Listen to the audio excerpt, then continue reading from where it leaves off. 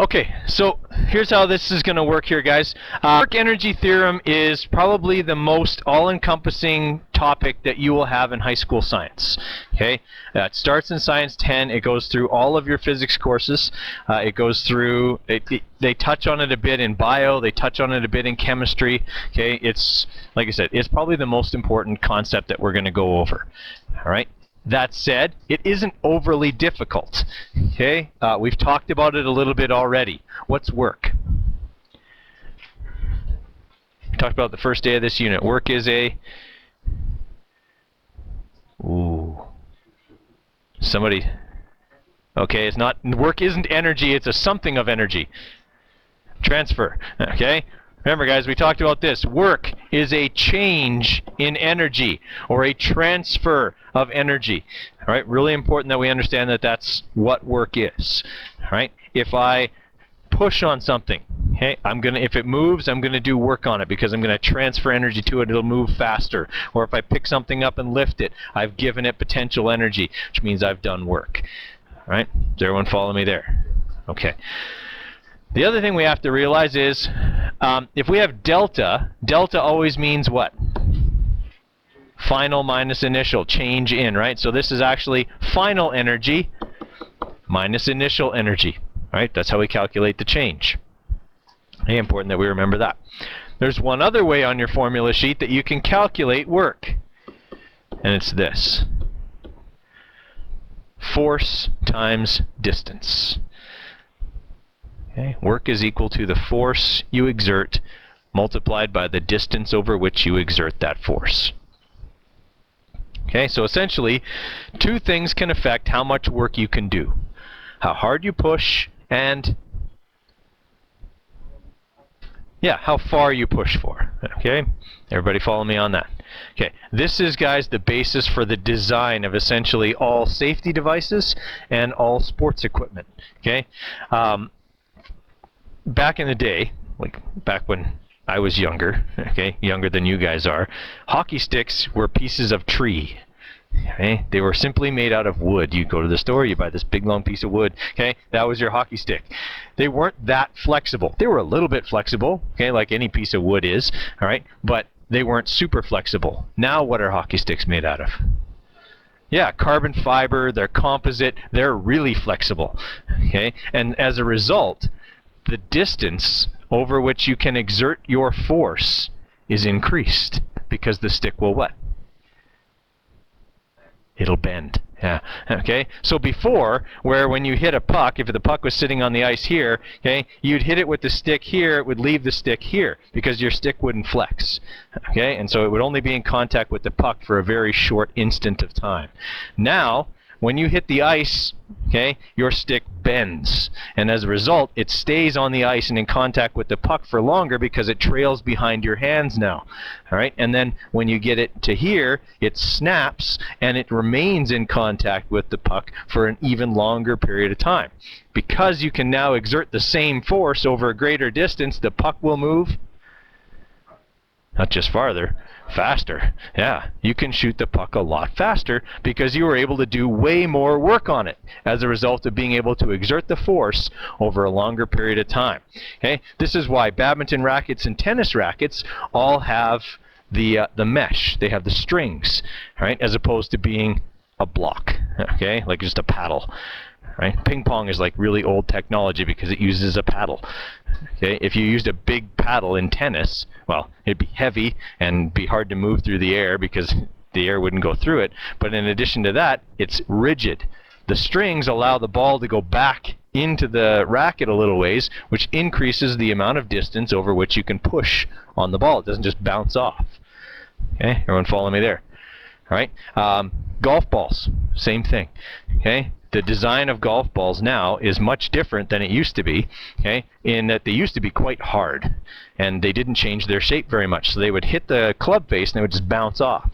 Right? Now they actually change their shape and they get flat right against the club face, and that means the club is in contact with the ball, even if it's just a hair a second longer, all right, than it was before. It goes a lot faster because you're able to exert your force over a greater distance. Okay, does that make sense? Okay. Design of automobile safety devices, same idea. You get in a crash. Do you want your car to change shape or not? Which is better for you? Car change shape or car doesn't change shape? Exactly. If your car doesn't change shape, all of the force gets exerted to you. Okay, and you will change shape, which is not good. Okay, so your car is designed to destroy itself in a crash in order to save you. Right? How many people have heard of the term Crumple Zone? Okay, this is a safety term that they use when they design a car. A car is designed to get shorter in a crash. Okay, so it crumples up. Okay, in a crash, and what happens is this gets what? The distance over which the crash occurs becomes larger. Okay? Think about this, guys. If your car runs into a wall and doesn't change shape, how much distance is that? None. Right? The crash has essentially happened over no distance. But if your car runs into the wall and changes shape, okay, and flattens in, okay, now you've got all this distance over which the car has changed shape. Okay? You've increased the distance over which the work was done. Okay? So if work equals force times distance, and I want to find out how much force I'm going to feel in the car, okay, then I would divide both sides by what? No, I want to find force. I would divide both sides by d. Right. So work divided by distance equals force. The amount of work isn't going to change. My car needs to go from 100 to 0. Okay? So the amount of energy my car has to deal with is not going to change. But if I make this number, d, bigger, what happens to the value of f? It gets smaller. If I divide this number by a bigger number, this number gets smaller. And that's what your car is trying to do by changing its shape. It increases the distance over which the crash occurs, reducing the force you as the occupant of the car feel. Okay? Back in the day when cars were built like tanks, that wasn't the case. Okay? Your car would smash into something and it wouldn't change shape, and the object it would smash into wouldn't change shape, and the unstoppable force and the immovable object are both happy, and you are in big trouble.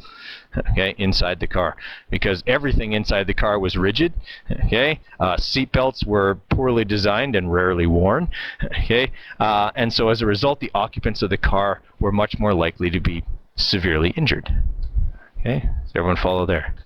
Right? Whereas now, when your car crumples up like that, there's much less force. Plus, the inside of your car is now a much more friendly place.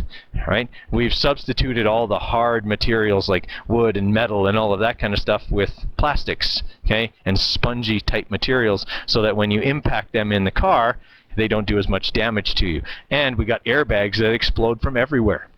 Okay, you've got the airbag in the steering wheel, you've got the curtain airbags that cover the windows. Okay, all of these things. What does an airbag do for your head? It cushions it. Again, it does this. It increases the distance over which your head moves before it comes to a stop. The greater that distance, the less the force it experiences, and the less likely you are to receive a concussion. Okay, before airbags, what was the first thing your head encountered in a crash? The steering wheel. Okay, now, in the 80s, before airbags were really prevalent, steering wheels were generally collapsible. Okay, the late 80s, car manufacturers started making steering wheels that when your head would hit them, they would simply collapse and they would fold in.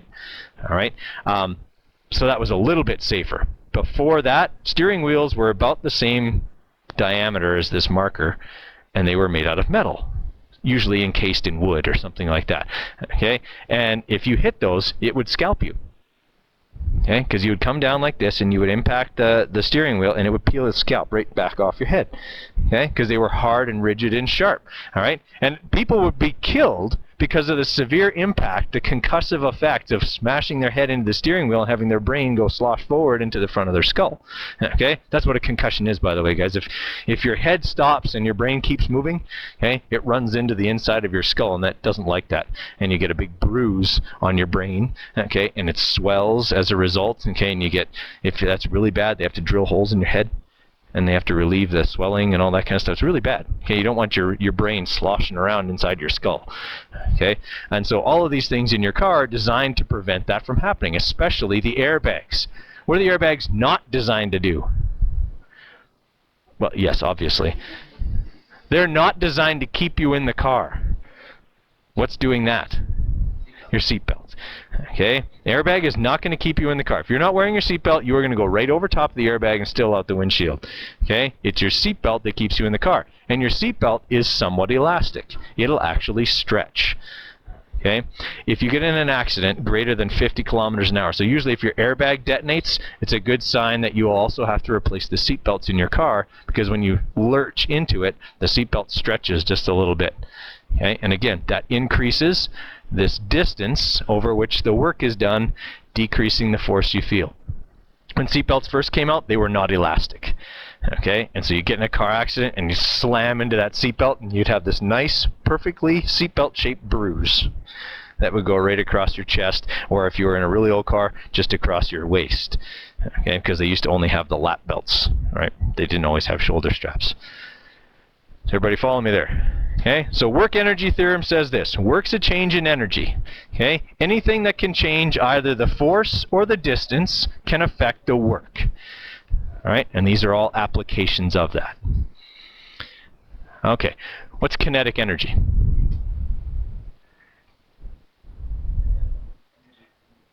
Right, you have kinetic energy if you are moving. All right, so it's the energy a moving object possesses. Okay, potential energy, there's different kinds. Okay, we're mainly going to focus in this unit on gravitational potential energy, which you have as long as you are above what?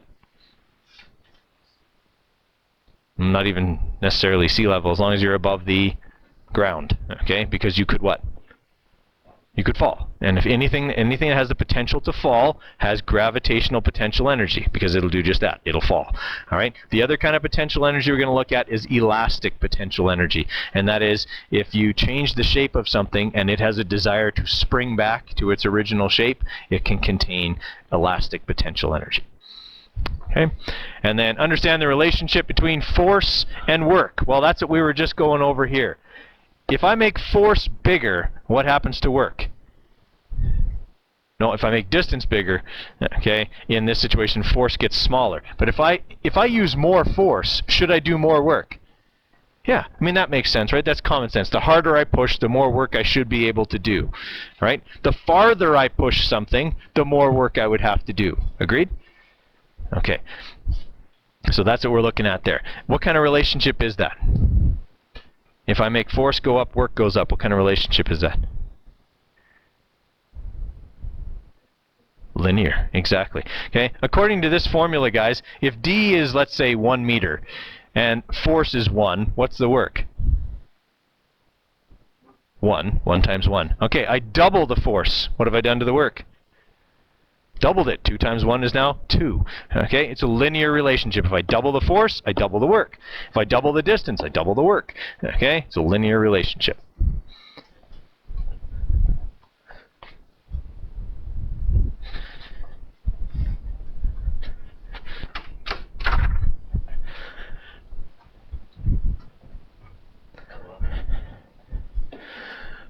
Okay. So, a couple of definitions here. We've gone over these before, but they're really important. Okay? Energy is the measure of an object or system's capacity or ability to do work. Okay? If you have energy, you can transfer it to something else. That means that you can do work. Okay? Everybody with me there? Yes? Okay. And work is a transfer of energy. Okay? Well, what kind of energy? Starts with an M. Mechanical energy, right?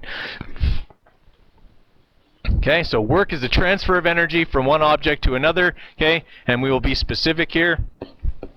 It is a transfer of mechanical energy. If there's a transfer of thermal energy, what are we talking about? We talked about this the first day of this unit as well. A transfer of thermal energy isn't work, it starts with H, heat. Right. All right, the mousetrap. Great example of the work energy theorem. How do you load a mousetrap? Right, you have to grab onto, and these are the technical terms, the killing bar, okay? You have to grab onto the killing bar and you have to pull it back. What have you done to the spring when you do that? Yeah, have you changed its shape? Does that work? Yes, because the spring wants to go back to its original shape. So you've given it elastic potential energy. You have transferred energy to it. You have done work. All right, so now you lock the killing bar into place, okay, with the trigger. That's this thing here. This is the trigger.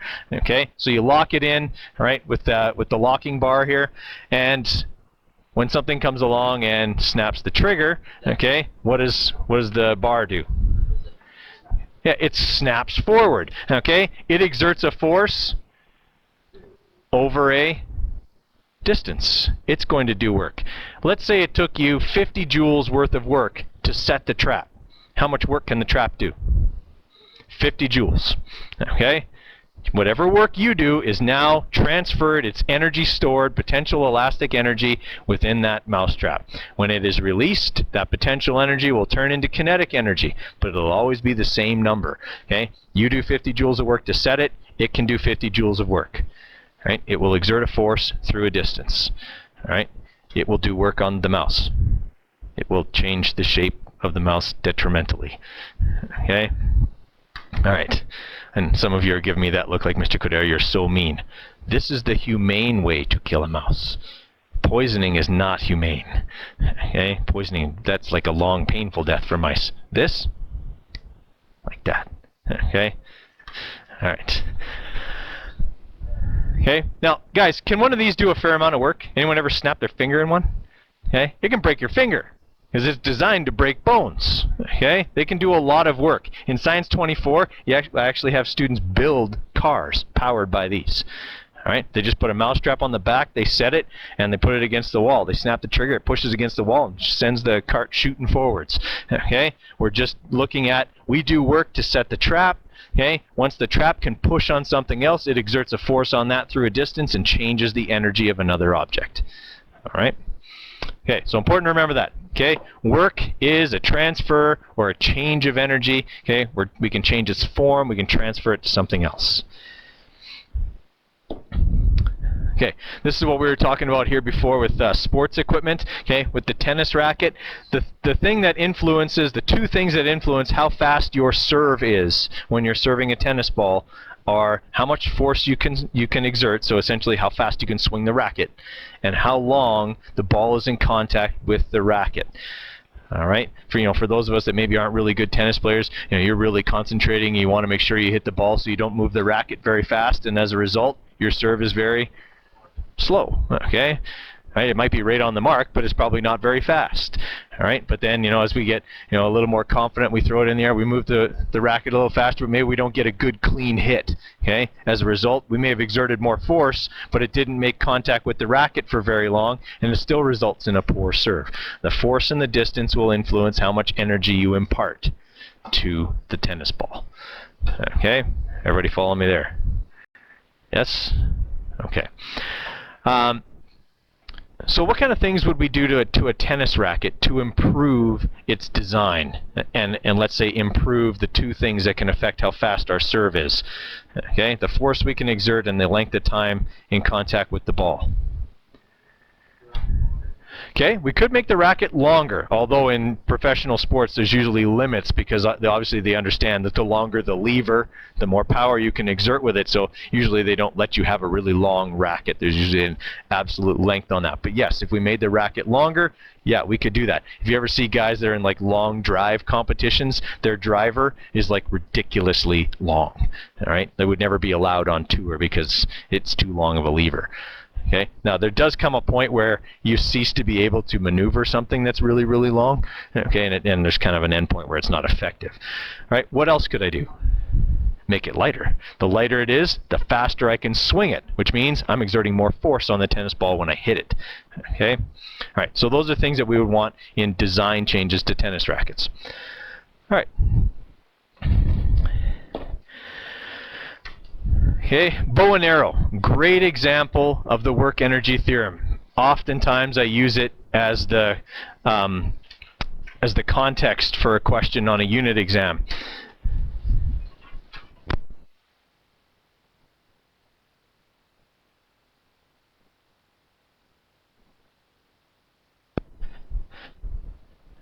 Okay. If I pull back on the bow, on the string, sorry, what am I doing to the bow? I'm bending it. Right. I'm changing its shape. Does that work? Anytime you change the shape of something, you've done work. Now, most of the time we make bows out of materials that are very elastic and wish to return into their original shape. So, as I pull back on the string, I'm pulling the two ends of the bow together. Okay? That requires force. Okay? And it requires a force exerted through a distance. What kind of energy is stored in the bow? Elastic potential energy. Let's say I do 150 joules worth of work in pulling back the bowstring. Okay? When I release the bow, how much energy will the arrow have? 150 joules. Okay? That's the work energy theorem. Whatever work I do, that's the energy now in the system. It is not going to change. All right, provided there's no outside forces. In the real world, the energy of the arrow would probably not be exactly the same as the work I did, because there'd be some energy lost to sound and air resistance and all of that. Okay, but we're going to deal with the perfect world where all of the energy gets converted. All right, so that arrow would have 150 joules worth of work. What kind of things could influence how fast that arrow goes?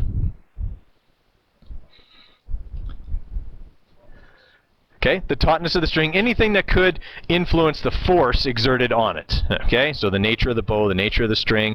Okay, what kind of energy will the arrow have when I let go of the bowstring? Kinetic, because it'll be moving. Okay, formula, guys, for kinetic energy, and this is on your formula sheet, is 1/2 mv squared. Okay, so two things affect the kinetic energy of an object. Its mass and its speed. Okay? So let's say I have a normal arrow in this bow. I'd say a normal arrow maybe weighs 25 grams maybe. Okay? They'd be pretty light. They wouldn't be very heavy. Right? If I have a very light arrow, right,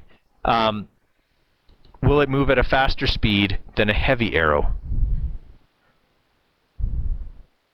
Really? Okay, think about this. If energy is the same, let's say that this energy is 100 joules, okay, and I have 1/2 times the mass, okay, and let's say the mass of one arrow is 0.025 kilograms, okay, times v squared. And I have another situation where I have the same bow, so I have 100 joules of energy, but now I have a 100-gram bow, or 100-gram arrow, sorry. In which of these situations is v going to be bigger?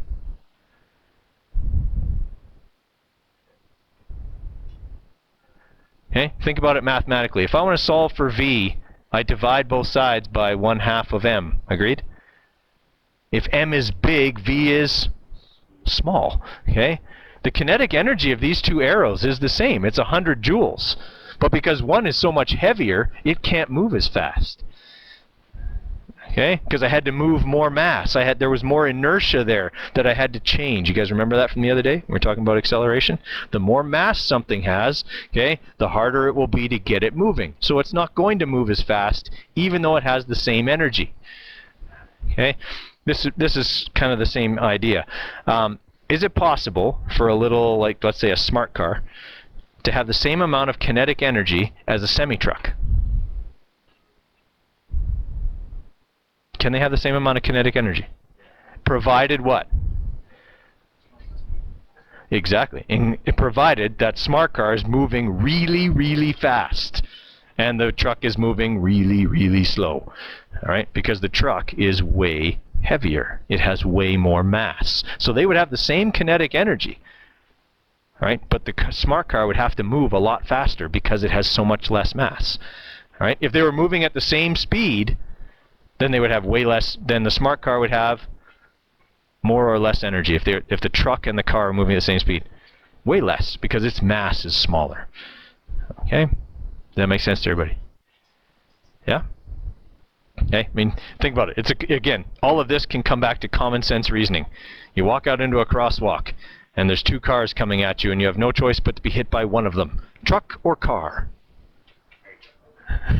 Okay, so one or two people said truck, and you're like, yeah, I just finished it, man. I'm going to run in front of the truck. I won't suffer that way. No, okay, you'd want to get hit by the smaller thing. Okay, you got a much less chance of being injured because it has less energy. And if it has less energy, it can do less work. Okay? Less work means less change of your shape. Okay? So that's what we're looking for. All right. Now, this is the idea we were just talking about here, except now it's applied with a guy with a golf club. Okay? When the guy swings as hard as he can exert a force of F. Okay? When he hits the golf ball's mass is very, very small. And as a result, he produces a very large acceleration, okay? And thus a very large change in the energy, okay, of this golf ball. Now, for some reason, he winds up and smokes this truck. All right? The truck's mass is huge compared to the golf ball, so the truck's acceleration is going to be very small. In fact, will the truck even realistically move? Okay, if it doesn't move, did he do any work? Okay, so work is force times distance. Truck doesn't move. Did you do any work? No, because if distance is 0, work is 0. All right, now, here's the same situation. If I push on the wall, okay, doesn't matter how hard I push, it cracks, but okay, it's not moving, is it? Am I doing any work on the wall? No, I'm not doing any work on the wall because I'm not making the wall move. And, well, I did change its shape a little bit because it cracked, but, okay. Let's say it didn't move at all, it didn't crack, okay. I haven't done any work on it. If I'm not doing any work, I'm not transferring any energy, why am I getting tired?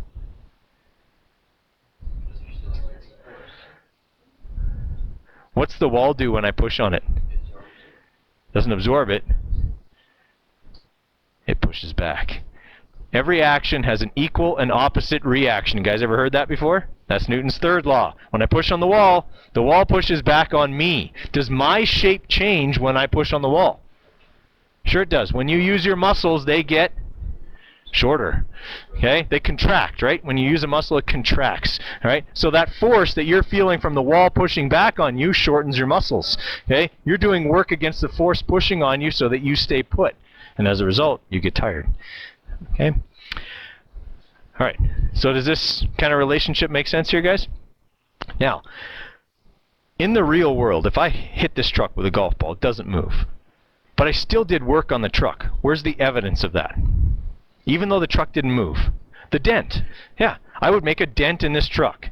Change in shape counts. If I change the shape of something, I've done work because I've at least moved part of it. Okay, I maybe didn't make the whole thing move all at one time and all in the same direction, but I made at least part of it move. Okay, and that counts as work. What if you were standing in this room and you had your hand on the front of the truck? Would you know when the guy hit it? Yeah, because you'd A, hear it, and you would probably also, you'd feel the vibration. It would pass through the truck. Does that mean every particle in that truck has been moved? Yeah. That's how it transferred the vibration to you. So you've actually moved that truck. You've done work. You just didn't make the whole truck as one piece move in unison, but you still did work. All right? Making sense there, guys? Okay. Question, John? No? Okay. Now, I'm going to show you something here that's important.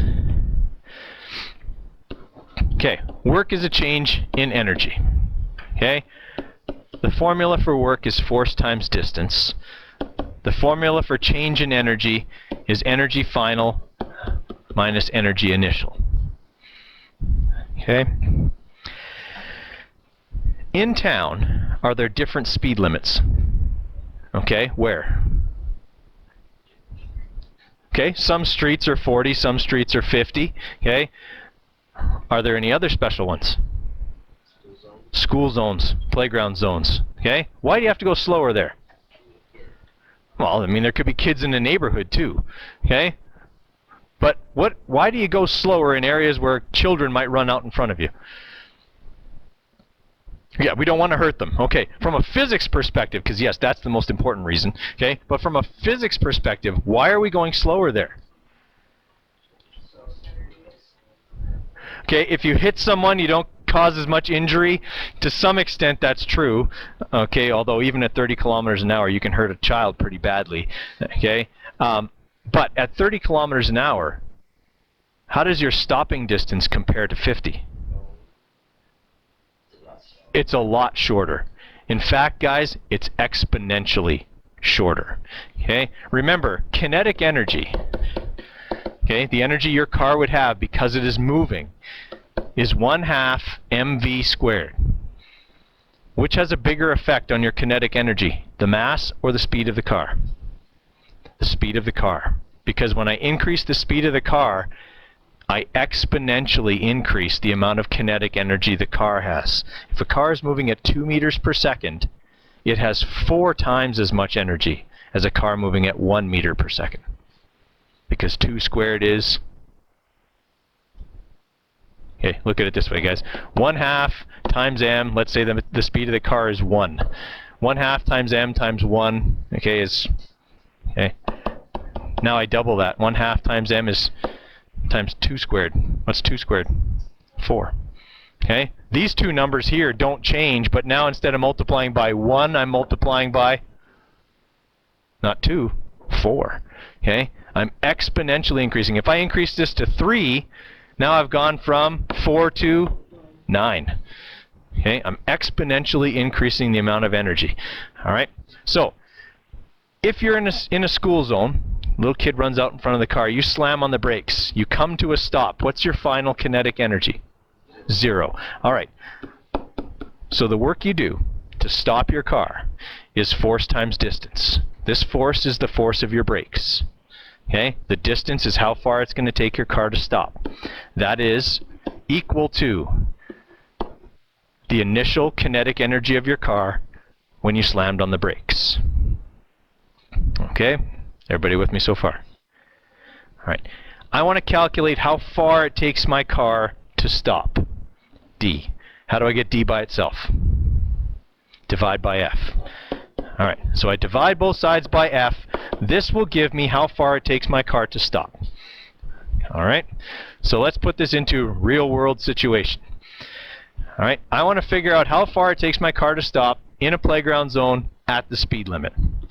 So 1/2 times the mass of my car, which we'll say is 1,500 kilograms. Okay, that's a small car. Times the speed limit, which is 30 kilometers per hour. If you divide 30 kilometers per hour by 3.6, I think you get 8.3. So let me just punch that in real quick. I'm pretty sure it's 8.3.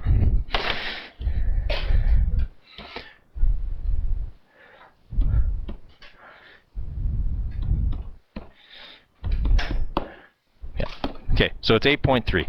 Okay, so we go, okay, 1,500 times 8.3 squared, 8.3 meters per second. Okay, then I'm going to divide that by the force my brakes can exert. Average car, average small car, we'll say the force of the brakes is 5,000 newtons.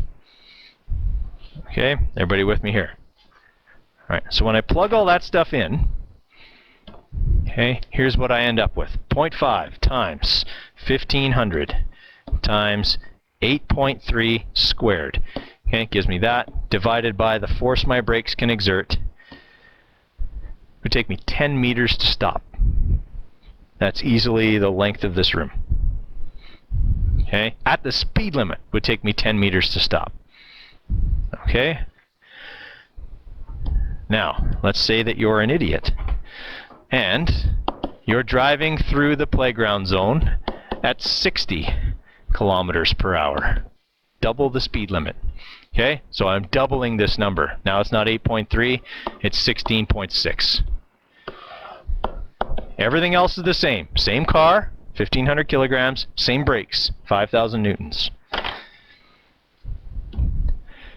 Okay, so 0.5 times 1,500 times 16.6 squared divided by 5,000. 41 meters. Did I quadruple the distance to stop? By doubling the speed, I quadrupled my distance to stop. 40 meters, guys, is almost half the length of one side of our running track. Okay? That's a pretty long way to stop. Agreed?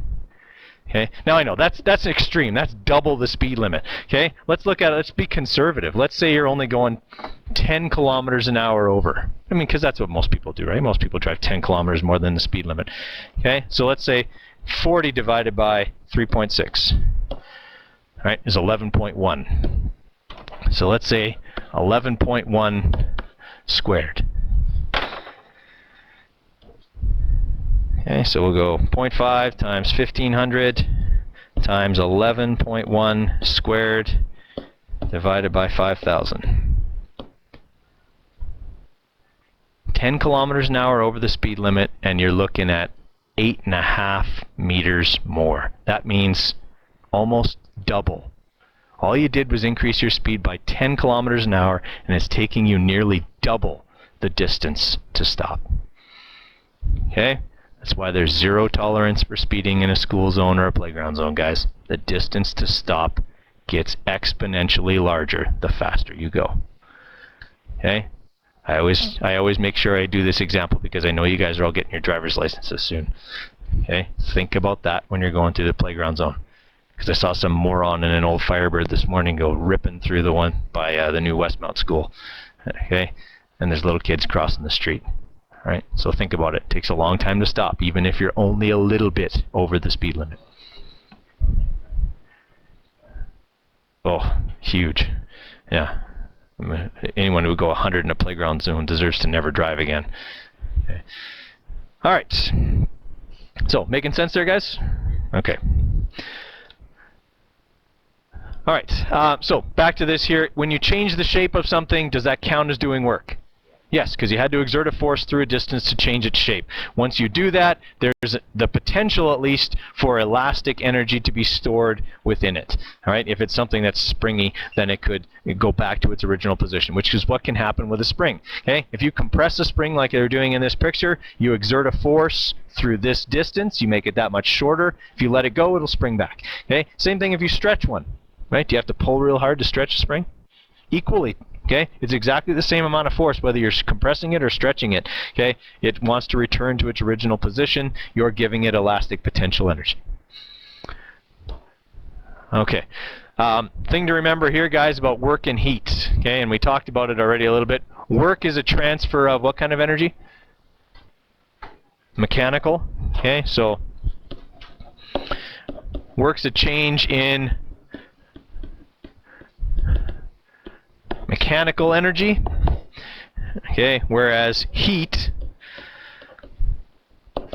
is a change in thermal energy.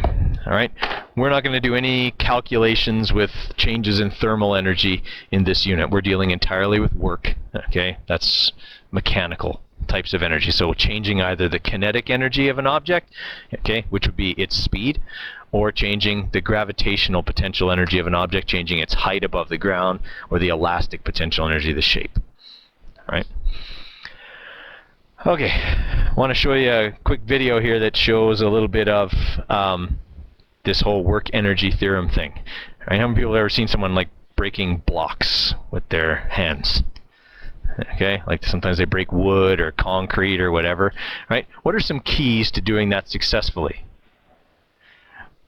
Bones are bones. Okay, I mean, some people's hands might be a little bit harder than others, but when it comes right down to it, bones are bones, unless you have, like, you know, osteoporosis or something.